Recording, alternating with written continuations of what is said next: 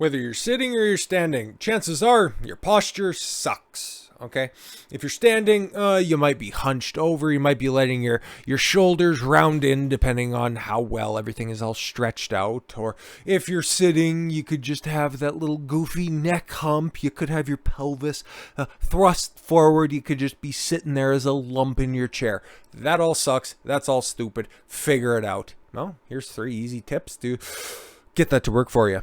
So that you're standing up, so that everything is in line. Your ears are in line with your shoulders, which are in line with your hips, which are in line with your knees and ankles. Imagine that. Your body's designed to be in movement, and it's also designed to be in accordance with one another so that you don't produce unnecessary injuries within your body. Because imagine that, if you're standing like this all the time, and then you wonder, why does my upper back hurt? Where does my neck hurt all the time? I don't know, because a 10-pound head isn't designed to be carried by the weight of your cervical spine. It's a miracle, and it's a magical discovery to find out that your body, okay, is meant to maintain the anatomical positioning, because that's the way human beings were designed or evolved, whatever. Okay, I'm not going to get into the semantics of this. If you find yourself suffering from back or muscle pain, try Advil, 2 Advil. No, anyways. After being hunched over your keyboard in the office for hours on end, you are not alone. You are never alone. This is a common occurrence in today's workforce, especially for people who've been working remotely at home, okay? Because, yeah, you might go into the office and you might be moving around at lunch or at coffee breaks or going to the old water cooler, you know. But if you're sat at home, you're obviously going to have a much more amenable experience, okay? Everything's going to be at your beck and call, and you can just sit around for a while. And yeah, you still have to go to the toilet every once in a while over the course of an 8-hour, 7-hour, whatever stretch you want to sit down and work for. But your bad posture can creep in because it's your own chair. It might not be as nice and luxurious as one of the big corporations. You have your little cubicle there, you got your ergonomic chair, but then your old office chair at home, you know, it might be comfortable, but it might not have the proper support that's there. So, according to a ballerina, huh? All right. Alessia Lugoni, hey, Baba da Boopy. Incorporating just 3 simple exercises every day can help stretch out your spine and give you the perfect posture, and perhaps even a few inches too. Ladies, elongate the spine and improve posture. Wrap your hands around your back and push your chest forward towards the ceiling. So just kind of cross your arms behind your back. I don't know if I can really show you, but I'll try. You need to fold them like this. You can probably see it maybe a little bit. Not entirely sure.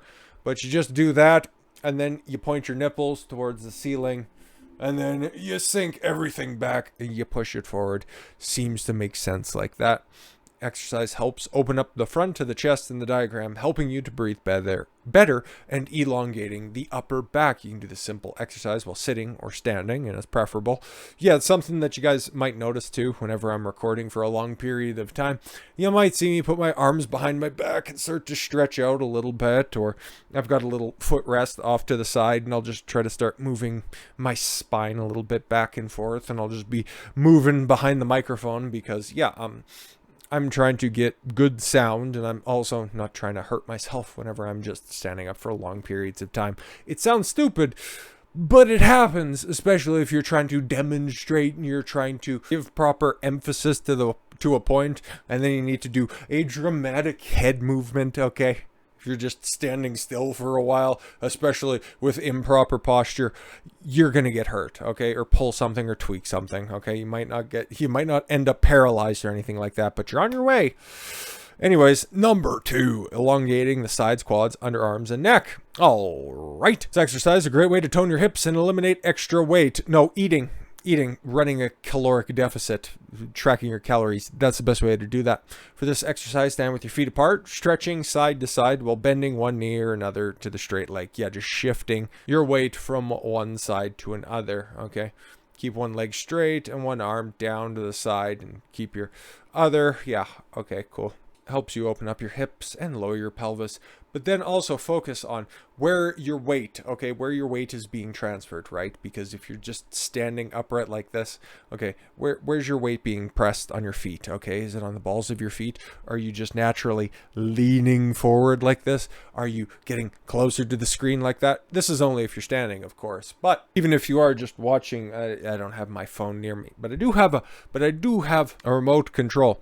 So if you're leaning forward like that, you're leaning forward watching the video on your chosen device, your weight is not central over your body. So if you're standing up, is it on the balls of your feet? Or are you on your heels?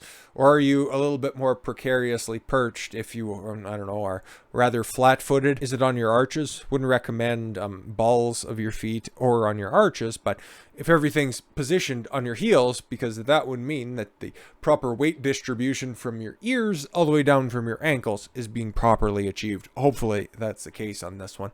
And that's the way you should be performing this stretch, by making sure that your knees are, slightly bent. You don't need to lock out your knees because that poses a whole host of terrible problems in and of themselves. But yeah, just moving from side to side and then just trying to move your palms down in order to greet your knees as well, or not your palms or even just your fingertips. If you just need to move just a little bit, but moving side to side, shifting your weight there as well, but then also making sure to keep your weight positioned over your heels. And number 3, stretch your muscles and help them grow longer and leaner.